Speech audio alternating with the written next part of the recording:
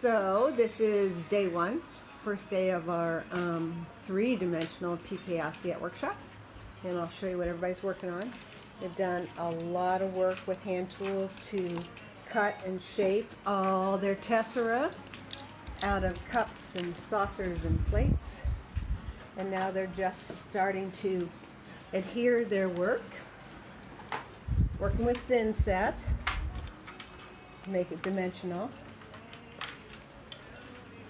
Rochelle, let's see yours. This is going to go in your daughter's bedroom. Granddaughter's bedroom. You're not old enough to have a granddaughter. Aren't you also sweet? All right, Chris, got to see yours. Same age. Fabulous. Love the colors.